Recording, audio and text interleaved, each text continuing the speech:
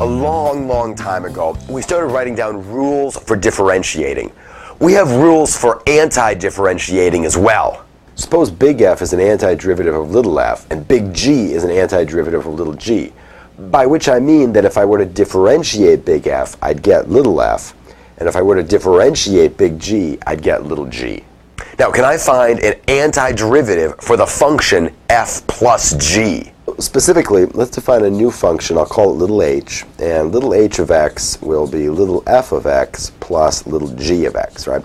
So the function little h is the sum of f and g.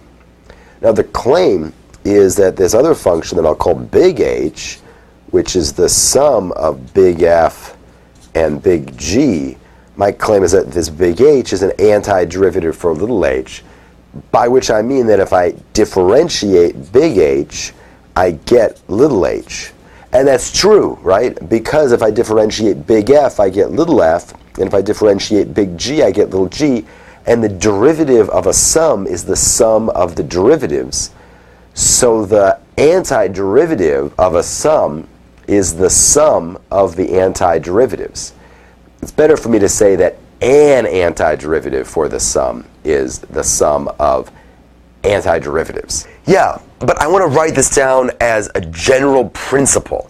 And before I can really write down that general principle, I'm going to introduce a little bit of notation. So suppose big F is an antiderivative of little f. That means any other antiderivative of little f can be written like this, big F of x plus c. Now my notation for writing down the antiderivative of little f is exactly this notation here, this long curvy s. So I'll write this, the antiderivative of f with respect to x is big F of x plus c. With this notation in hand, this long S for denoting the antiderivative, now I can actually start to write down the rules for antiderivatives. In particular, I can write down the general principle for antidifferentiating a sum. Now suppose then that the antiderivative of little f is big F of x plus c, and the antiderivative of little g is big G plus c. Then what's an antiderivative of little f plus little g? Well, we already saw this, right? If I add together big F and big G, that's an antiderivative for little f plus little g.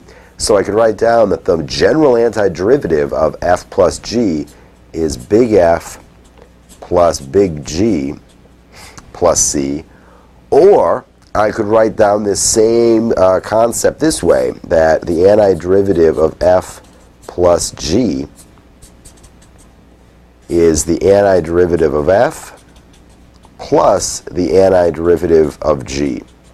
And this is really nice, right? These are the same kinds of formulas that we've seen for derivatives, right? The derivative of a sum is the sum of the derivatives. And as a result, the antiderivative of a sum is the sum of antiderivatives.